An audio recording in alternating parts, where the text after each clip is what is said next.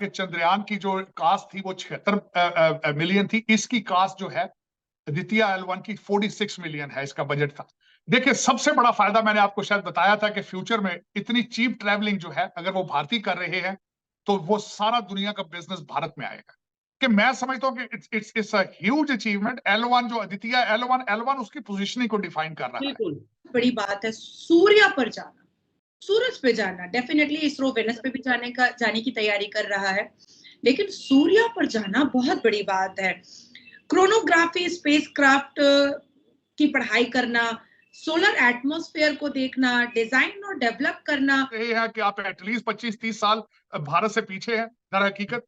आपके लोग, अच्छा दूसरा मैं कंपैरिजन देना चाहूंगा, भारत के लोग यहां से डिग्रियां लेकर जा रहे हैं, आपके लोग भूख से भागे जा रहे हैं। ये 4 पैसे वाले ये मदरसा छाप लोग जो कभी भी एकेडमिक क्वालिफिकेशन को समझे नहीं, बूझे नहीं, विज्ञान को समझे नहीं, बूझे नहीं, तो ऐसे लोगों की टिप्पणियां हमेशा ऐसी बेहुदा और बदतमीज वाली ही आएगी। और सबसे बड़ी, ना सिर्फ गुरुद्वारे जाता हूं, मैं मंदिरों में भी जाता हूं, मैं चर्चों में भी जाता हूं, और मेरा ईमान इतना कमजोर नहीं है कि वहां जाने से मुझे मेरे इस्लाम को खतरा पड़ जाता है। एक वैज्ञानिक जो है, जो इतने बड़े रिसर्च सेंटर से इतना बड़ा काम चंद्रयान 3 के सक्सेसफुल मिशन के बाद आपका आदित्य L1 के ऊपर काम चल रहा है, अब इनको कैसे समझ में आएगा? ये तो जन्नत में 72 वर्जिन ढूंढने वाले लोग हैं। साहब ने मिसाल इंडिया की दी है कि कभी लोग भारत से भी जाते थे बाहर, और वो बाहर से जाके तालीम लेकर एक एसेट बन के भारत में आते थे वापस, और उनकी तरक्की का बायस बनते थे।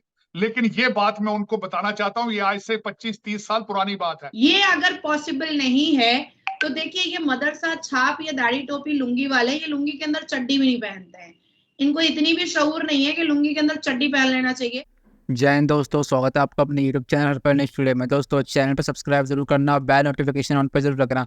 दोस्तों जैसे कि आपको पता है, हमारा इंडिया का जो मिशन है इसरो का नेक्स्ट आदित्य L1, वो सूरज वो लॉन्च हो चुका है और वो सन की तरफ जा चुका है। और आपको बताऊँ कि 120 दिन में, आपको जैसे कि बता दिया हम पिछले वीडियो में, वो सूरज पे पहुंच जाएगा और वहाँ पे जो सन को स्टडी करेगा, सोलर जो एनर्जी है उसको स्टडी करेगा। तो यार इसको देख के पूरे पाकिस्तान की मीडिया शौक हो, क्योंकि आपको पता है इंडिया ने बैक टू बैक 2 मिशन कर रहा है। पहला मिशन ने चंद्रयान 3 किया, उसका कामयाबी मिले तो पूरे वर्ल्ड की मीडिया ने अप्रिशिएट किया, और पूरा पाकिस्तान तो आपको पता है जल चुका था। तो एक और हमने नया मिशन करा है आदित्य L1, जिसके भाई चांस सक्सेसफुल होने तो छोड़ो, बात की बात है भाई, जब इसरो की जो मेहनत है और देखा जाए तो भाई जो इसरो का जो कॉन्फिडेंस बूस्ट हुआ कि नहीं है भाई, हम किसी से पीछे नहीं, नासा से पीछे हमें है नहीं, पर हमें कॉन्फिडेंस चाहिए और जो हमारी गवर्नमेंट का सपोर्ट चाहिए। और इसरो के जो मिशन हैं उसमें मतलब भाई उनकी टेक्नोलॉजी देख लो, मतलब उनका बजट देख लो, इतने कम बजट में इतने अच्छे अच्छे मिशन करवाते हैं। तो ये देखते हुए पाकिस्तान की जो मीडिया है ये शौक हो चुका है कि भाई जो इंडिया इतना आगे कैसे बढ़ गया, और पाकिस्तान आज भी वही खड़ा है। 75 सालों से पाकिस्तान आज़ाद है, आज़ाद तो बोल नहीं सकती क्योंकि बाकी जो सरकार है वो गुलाम ही है, सरकार ने सजा के जो आवाम है वो गुलाम ही है पब्लिक की। तो ये वो सरकार के, तो ये बात है कि भाई पाकिस्तान की मीडिया शौक हो चुकी है आदित्य L1 पे, और उनका क्रेजी रिएक्शन आ रहा है। तो वीडियो तो देखना। आप कन्फेशन कर रहे हैं कि आप एटलीस्ट 25-30 साल भारत से पीछे हैं दर हकीकत। आपके लोग, अच्छा दूसरा मैं कंपैरिजन देना चाहूंगा, भारत के लोग यहां से डिग्रियां लेकर जा रहे हैं, आपके लोग भूख से भागे जा रहे हैं। आपके लोग, चंद लोग जहाजों पे जाते हैं प्राइम मिनिस्टर साहब, ज्यादातर लोग पैदल भाग रहे हैं और आधे जाके टर्की के पास समुद्र में डूब रहे हैं। तो आप इस पे ब्रैग मत करें। आपके जो ज्यादातर लोग इस वक्त सऊदी अरेबिया में जा रहे हैं, जहां वो थर्ड क्लास सिटीजन हैं, जिनके लिए स्पेशल नाम उन्होंने रखे हैं, मस्कीन, गरीब और रफीक। तो उनको third class citizen, third class इंसान समझा जाता है हमारे इस्लामी मुल्क के अंदर। ये मैं अफसोस के साथ कहूंगा, मैं जिस मुल्क में बैठा हूं, उसी इस्लामिक कंट्री के अंदर इंडियंस जो मौजूद हैं, वो जिस तरीके से वहां पे बिजनेस कर रहे हैं और वहां पे जिस तरीके से वो लीडिंग पोजीशन में या फिर मैनेजिंग पोस्ट पे मौजूद हैं, ये भी आप लोग जान रहे हैं, देख रहे हैं। उसमें चॉइस सब भारतीय लोग जो जब जाते हैं वहां डिग्रियां लेकर जाते हैं।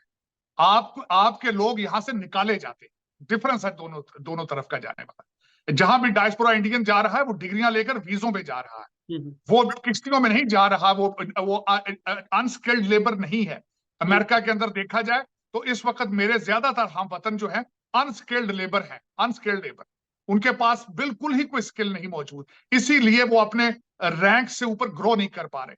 ट्रेडिशनल बिजनेस में है, डंकन डोनट है, पेट्रोल पंप है, मोटर वगैरह है, इससे आगे जा ही नहीं पा रहे। बल्कि सेकंड और थर्ड जनरेशन पाकिस्तानी वो भी यही काम कर रहे हैं। तालीम की तरफ तवज्जो नहीं है, क्योंकि अगर माँ बाप तालीम याफ्ता नहीं है तो बच्चे किस तरीके से पढ़ेंगे। और यही हालात हर कंट्री के अंदर डायस्पोरा का है। आपका डायस्पोरा इंग्लैंड में बहुत ज्यादा है, लेकिन उनके क्या हालात है वहां पे, सारे के सारे ज्यादातर वेलफेयर पे पड़े हैं। कोई सर, तरक्की क्यों नहीं हो? एक बात मैं आपसे पूछना चाहूंगा, अक्सर मैं पाकिस्तान की पब्लिक से पूछता हूँ, अगर कोई मुझे ये कहता है कि मेरा फॉरेन का विजिट रहा है या मैं फॉरेन किसी कंट्री में जॉब करता रहा हूं, तो मैं पूछता हूँ कि वहां पे इंडियंस और पाकिस्तानी कैसे रहते हैं। वो अपनी जो भी ओपिनियन देते हैं, लेकिन आपसे पूछना चाहूंगा, आपके इर्द गिर्द इंडियंस भी रहते होंगे, और मैंने जहां तक थोड़ा देखा है, रिसर्च की है, आपसे बातचीत होती है, आपके तो पार्टनर भी शायद इंडियन है, ठीक है? मेरे तो पार्टनर आपके- सरदार, बिल्कुल जी जी, मेरे पार्टनर भी सरदार हैं। मैं मुसलसल हर साल ऑलमोस्ट जाता हूं भारत। और मैं इसमें कोई ऐसी बात, क्योंकि मेरी एसोसिएशन में बहुत ज्यादा भारतीय हैं, बहुत हिंदू भी हैं, सिख भी हैं, क्रिश्चियन भी हैं। और मैंने आज तक उनको किसी को उसके फेथ बेस पे मैंने आज तक उसको लेबल नहीं दिया। दे आर वंडरफुल पीपल, मेरे बिल्कुल भाइयों बहनों की तरह हैं, हम इकट्ठे रहते हैं। यही आपका प्रॉब्लम है, क्योंकि पाकिस्तान के अंदर आप 97% मुसलमान हैं, आपको माइनॉरिटी मिलती नहीं है, आपको पता ही नहीं कि रिलीजियस टॉलरेंस क्या है, किस बिलीफ बेस आपने ना दोस्तियां मोहब्बत प्यार नहीं करना होता, इंसानियत की बेस पे करना होता है। यही वजह है कि आप कभी चर्च जलाते हैं, कभी हिंदुओं को मारते हैं, कभी सिखों को मारते हैं, क्योंकि आपको पता नहीं है 97% मुसलमान हैं।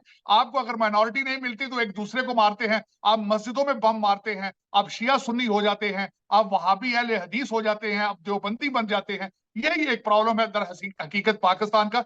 आपको पता नहीं है कि माइनॉरिटीज के साथ किस तरह मिलकर रहा जाता है। तो Indian Space Research Organisation ISRO ने बहुत तरीके से वेरियस अदर इंडियन इंस्टीट्यूट से पूरे सूर्य को एक स्टडी किया, पूरा समझा बूझा। अच्छा, आप सोचो ना, हम धरती पे रहते हैं और 42 डिग्री 45 डिग्री होता है तो हमारी जान निकलती है कि भाई आज 45 डिग्री गर्मी है, भाई शरीर जल रहा है, इंसान का चेहरा तप रहा है।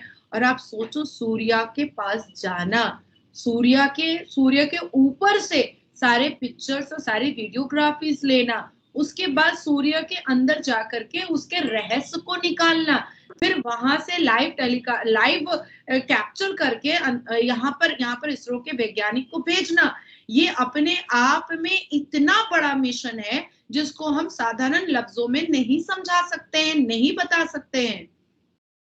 मैम, जैसे आपने कहा है ना कि तपिश बहुत ज्यादा होगी, गर्मी होगी, ऊपर जाना इम्पॉसिबल चीज है। इसी तरह मैं वीडियोस देख रही थी, अभी भी यूट्यूब चैनल पे काफी वीडियोस लगाई हैं, मौलवियों से इंटरव्यूज लिए गए हैं, मतलब मौलवी वो वाले मौलवी नहीं, मतलब जो भी मदरसे के स्टूडेंट्स होते हैं उनसे बाहर पूछा गया, तो उन्होंने कहा ऐसा पॉसिबल नहीं हो सकता, क्योंकि ऊपर इतनी ज्यादा तपिश है और इतनी ज्यादा गर्मी है, सूरज इतना आग का गोला है कि कोई भी चीज उसके करीब नहीं जा सकती। इस पर आपकी क्या राय है? कि भाई उनका मानना तो ये है कि ऐसा कभी करना पॉसिबल हो ही नहीं सकता, ये सब चीजें झूठी और फेक है।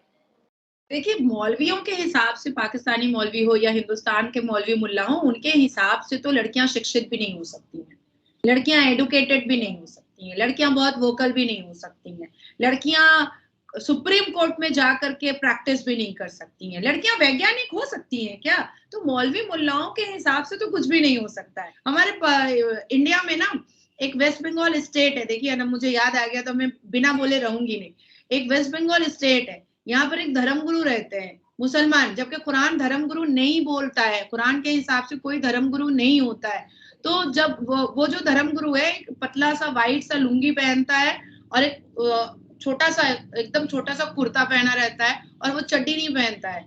तो एक आध बार मुझे भी लोगों ने बोला कि भाई उनके यहाँ चलिए, धर्मगुरु हैं, तो मैंने कहा ठीक है चलते हैं। मेरी नजरें झुकी रह गई कि भाई मैं इस इंसान को धूप में नजरें नहीं मिला सकती, क्योंकि इतना पतला वाइट लुंगी पहना हुआ है, ये धर्मगुरु मुसलमान का दाढ़ी टोपी रखा है। भैया तू टोपी जो सर पे रखा है ना, वो तू अपने औजार पे रख लेता तो कम से कम महिलाएं देख तो पाती, तुझसे आंखों में आंखें मिलाकर बात